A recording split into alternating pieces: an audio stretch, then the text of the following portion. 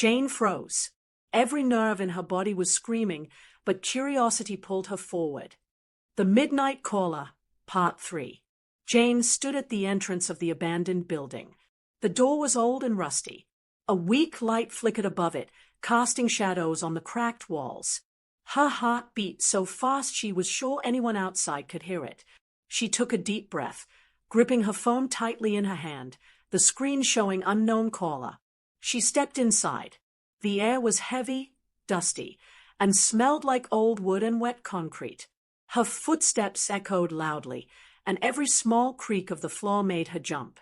She switched on her small flashlight, the beam cutting through the darkness. Her eyes scanned the hallway. Broken chairs, scattered papers, and old cardboard boxes were everywhere. The silence was thick, almost suffocating. Jane whispered to herself, "It's just an old building, nothing to fear." She moved carefully toward the staircase, each step making her stomach twist with nerves. Halfway up, she heard a soft thump behind her. She froze. The sound came again, like someone dropped a small object, but no one was there.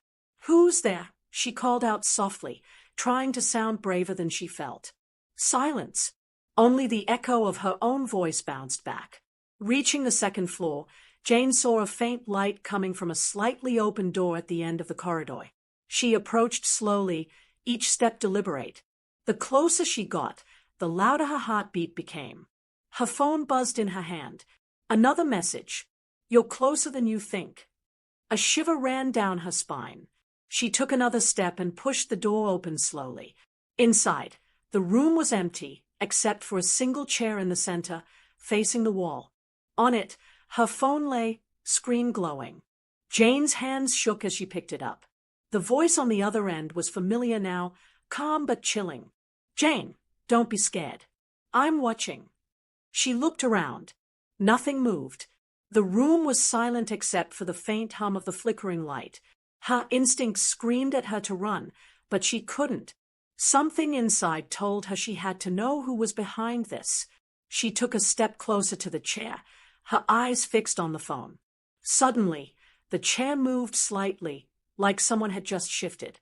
Jane jumped back, her heart almost stopping. She fumbled for her phone again.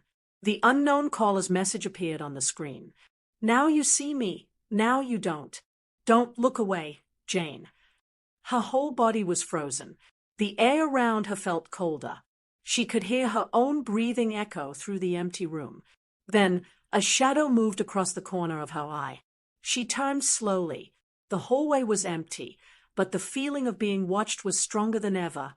Jane realized the caller had been inside the building the whole time, and maybe, just maybe, they had been following her for longer than she thought. Her phone buzzed again. Another message, simple and terrifying. "One more step, and you'll understand."